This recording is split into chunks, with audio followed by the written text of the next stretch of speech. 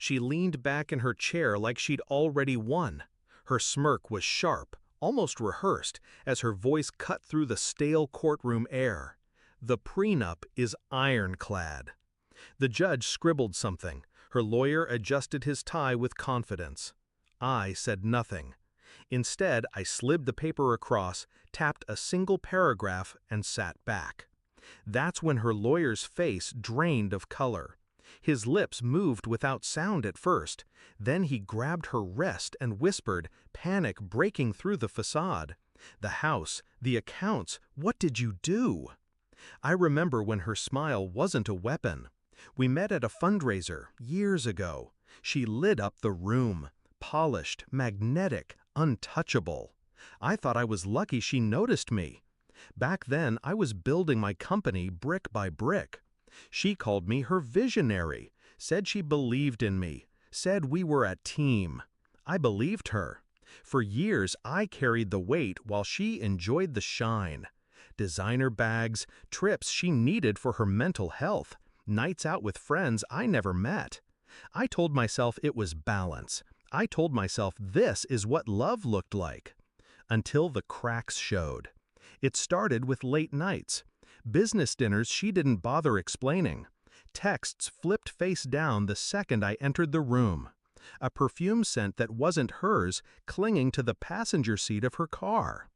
I didn't confront her, not then. I just watched, listened, collected. The final blow came with her laughter, floating through the bathroom door while she thought I was asleep.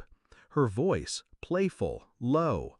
"Once it's done, the house is mine. He won't see it coming. He's too soft." That night, I didn't sleep. By dawn, I wasn't a husband anymore. I was something sharper, colder. She thought the prenup was her shield. She had pushed for it before the wedding, disguising it as security for both of us. In truth, it was her escape hatch. Written in her favor, weighted against me. But she underestimated me. I had quietly amended it. Months before the wedding, when the lawyers passed drafts back and forth, I slid in one paragraph, dense legal jargon, easily overlooked. It redefined marital assets. Any property or accounts she tried to hide, transfer, or claim through deceit would automatically revert fully to me. It was buried, obscure, the kind of detail only noticed when it was too late now. And it was too late now. She strutted into court in a designer dress, certain she'd walk out richer. I let her. I let her bask. Every lie she had told, every dollar she siphoned from accounts she thought I didn't see, it all led her here. When her lawyer read the clause, I watched his throat tighten. His eyes flicked between the paper and her, realization dawning that she had doomed herself with her own greed. The judge leaned forward, curious. Her lawyer stammered, trying to untangle what he read. But the language was airtight. My language. Her smirk faltered. The first crack. She whispered, harsh, "Fix it." But there was nothing to fix. I didn't need to raise my voice, didn't need theatrics. My silence was enough. Every second that passed in that courtroom was a blade turning deeper. She had hidden accounts in her sister's name. She had tried to shift property titles quietly, assuming I was blind. But the clause dragged everything back into the open.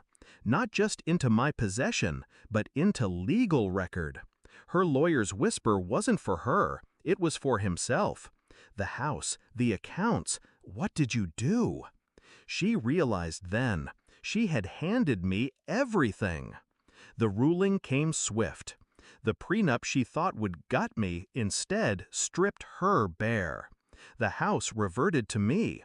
The accounts drained back.